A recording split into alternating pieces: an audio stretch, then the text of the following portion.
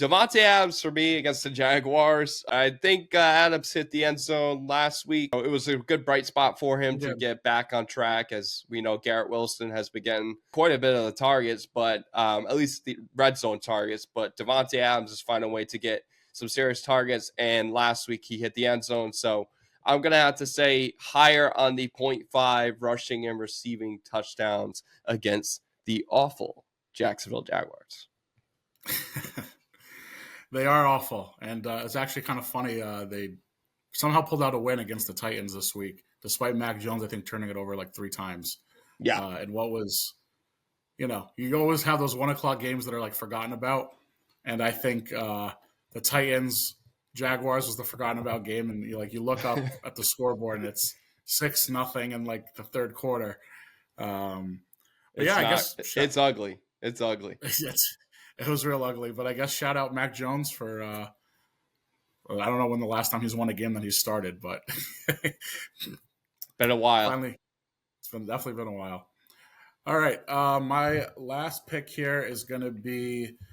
I don't think they have the number posted for receptions yet on Underdog, so I want to say that I will be playing the higher than on his receptions for Caleb Otten with the Tampa Bay Bucks. Yep. The last few weeks he's been a little bit quiet on the receptions, but he did have 70 yards against the Raiders on 3 catches. The week before that against Carolina, another softer opponent, not a whole lot of targets, but he did have over 50 receiving yards. So I think the targets are going to get a little bit higher this week. They're facing a tough matchup against the Chargers. The Chargers have a very good defense, but I don't think they're going to be able to run the ball against that defense, which I think Baker's going to be forced to be throwing the ball a lot. Yep. And listen, they have a lot of injuries. I think the Chargers do a really good job of taking away what you're good at. So I think there'll be some opportunities for him to catch the ball. Wouldn't be surprised if he gets in the end zone. If you're feeling a little frisky, that's going to pay out better on Underdog. But I would expect his targets to probably be, or the receptions to probably be set around 4.5, if I had to guess. Yep. Are you also on Underdog? You can adjust it by higher or lower a little bit. So I would say that's what the pick I'm going to go with is higher than 4.5 receptions. But if it's 5.5, I wouldn't hate the 6 there either. He's certainly one of Baker's safety blankets, and I think that he's going to be needing that blanket this week against this very good Charger team coming off a tough loss to the Chiefs.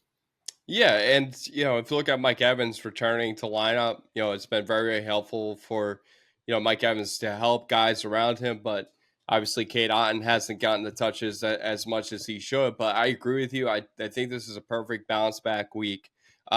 Moving on with Jalen Green for me. So yes, I said Jalen Green because he is in the NBA. So everybody's kind of questioning what? How can you do that? You can actually do that on Underdog. I know we usually break it down by quarterback, running back, wide receiver, and tight end. But I wanted to throw in a nice little NBA selection. So I'm going higher with Jalen Green on the 19.5 points against Golden State tonight. When you think of Jalen Green, you think of a prolific scorer. He had, I think, 31 points against the Clippers recently. So he's finding a way to get to the hoop. And if you look at it too, the Warriors as longer, that defensive mentality, Anthony Edwards, right, within a minute of that game, found a way to get bucket after bucket after bucket. And guess what? You'll see the same thing out of Jalen Green tonight against the Golden State Warriors. That is bound to happen. So give me Jalen Green on the higher on the 19.5 points. I like that. I mean, certainly we talked about our NBA preview show, how much I'm high on Jalen Green this year being one of the most improved players in the league. This is certainly a matchup, like you said. This is not the same Warriors team that we're have gotten to know. No way. They certainly couldn't be had. No way. Definitely a lot different. But listen, Houston's off to a really nice start this year too, and Jalen Green is a huge part of it. So I don't think people thought. We talked about them ourselves. I think we both liked them being a team to step up, and this is a very tough Western Conference. But Jalen Green having a huge season so far for him, and that's certainly a play worth making on Underdog.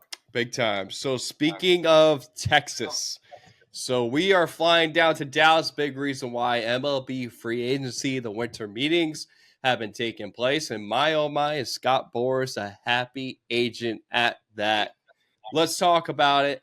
The big signing, as obviously John Heyman of the New York Post on Monday reported that Juan Soto signed with the New York Mets for 15 years, $765 million, no deferrals.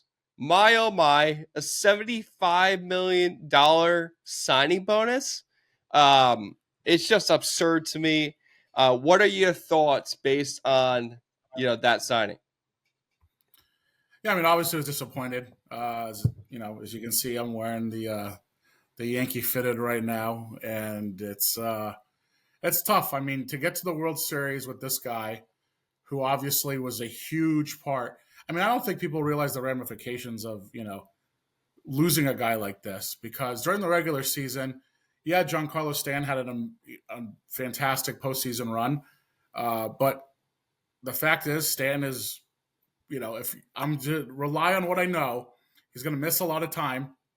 He's not going to be healthy, and he's not going to be that type of postseason hitter that he's shown he could be in the regular season. Because the last several regular seasons, I mean, this past regular season was probably one of the better ones he's had in pinstripes, and it's still, for a guy you're paying $33 million a year, leaves something to the imagination. He doesn't play defense. He is robotic out there on the base paths. He's very, very slow for a guy that looks like an Adonis and this amazing athlete. He's very clunky and unathletic when it comes to being on the base path. So, I'm not that high on Stanton filling in for that production. The other thing is you got to consider Judge saw a lot of pitches he wouldn't normally see because of this guy. Yep. And Judge obviously was a huge letdown in the playoffs, and I don't even want to think about postseason. I want to think about getting there and winning the division, because this is not going to be an easy division. I think the Blue Jays, they have been aggressive. It's funny, I heard that initially the reports were the Blue Jays had the highest offer made to Soto. Soto. The first initial offer every team made.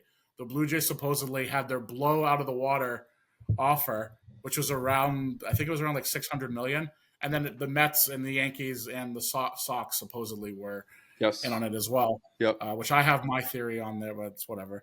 But everyone was like, okay, all right, now it's time to play. We're going to make our real offers now. Obviously, it's disappointing. I mean, especially to go to the Mets. I don't hate the Mets as much as a lot of the other Yankee fans, just probably because I don't live in New York and I don't have to deal with a lot of Mets fans. The Mets fans that I do know, buddies from college, from, Connecticut, and, I seen them suffer. I get it because I'm a Jet fan, and the Jets, Mets, obviously, there's a lot of correlation between the two franchises. The sad realization is knowing that whenever now the Yankees want to target a free agent, the Mets will always be there. Because Steve Cohen has shown, listen, everyone's talking about, the money. I mean, and he doesn't care. He said, I don't care about making a profit. I just want to win. Exactly right. And I think a lot of owners should take that approach. I mean, John Henry and the Red Sox, I mean, you can attest to it. They're all about running it like a business, do just enough to keep, the intrigue. And we're not really going to sell out to win a championship. And granted, they've already done it. I think they think, hey, until you get to that point where, you have a new ownership group, they want to be aggressive and do what they need to do to bring a title. I mean, the Red Sox initially did that when John Henry took over the team, and they ended obviously the curse, and they won a couple rings, and now they're content.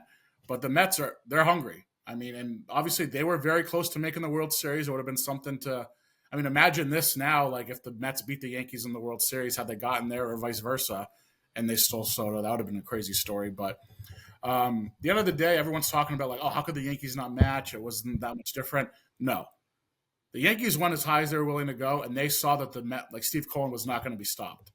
If the Yankees matched, Cohen would have went to 775. The Yankees went 775. Cohen would have went 790, 800. There was not a number that they could have thrown out that Cohen wasn't going to match, and that's concerning moving forward. Not just this free agency, but free agencies to come.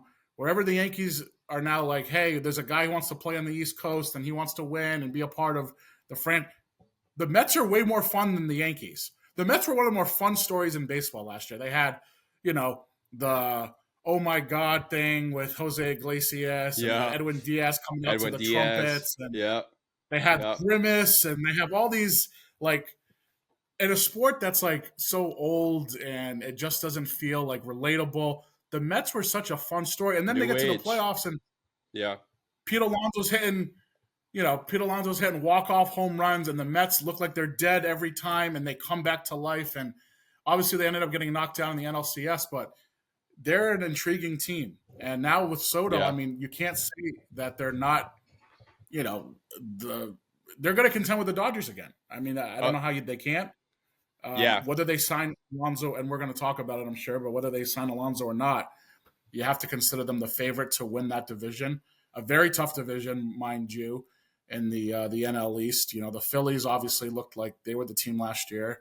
Mets knocked them out. The Braves had a lot of injuries, and now the Braves are, the one thing these guys did was sign Max Fried, at least so far. So Yeah. that was a huge, huge signing for them, and he was obviously really good with the Braves the last couple of years. But we'll see. Juan Soto, it's tough to lose him. What are you So gonna do? so here's my overall point with this Juan Soto, move.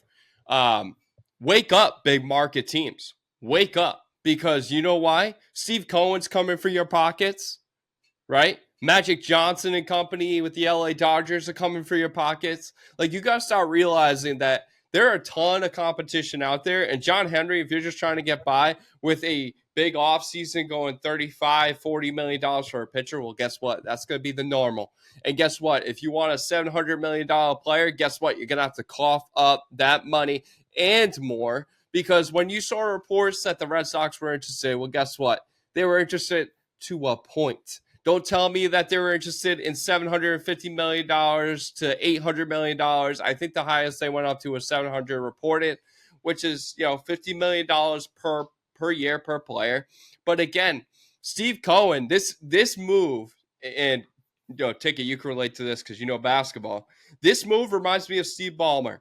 When Steve Ballmer went out and got Kawhi Leonard and James Harden and Paul George, guess what? It was all about the hype. It was all about jersey sales. Do you really think that that team would have won an NBA championship? No, this isn't about World Series championships, Ticket. This is not about World Series championships. This is about jersey sales. This is about getting people back excited, talking about the Mets. It is not about the World Series. The Mets have a long way to go in order to make that happen, but it's a big step in the right direction if you're looking at the overall picture. But don't tell me that's the reason why they signed him, because See, I think it is. let me tell Well, you, part of it. a part of it is, but like when you think about it, the Mets really weren't the talk of town. It was all about the Yankees, right? So this is more about a statement play. This is more about a statement play to say we're not messing around. We're going to cut the big checks where it matters, and we're going after big ticket items. And guess what? Juan Soto fit that bill perfectly, and he beat everyone to it. And even as the Dodgers, here's the beauty of it.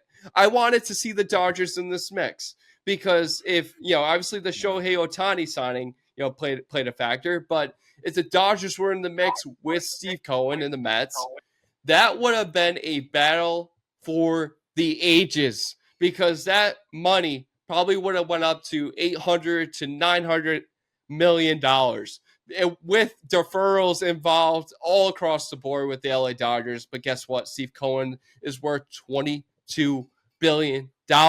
So he doesn't give one rat's ass about spending money. So big market teams recognize, take notice, and figure out a way to get creative, because he's coming for your pockets and he's coming to take away your big ticket items. Even if you think they're available, guess what?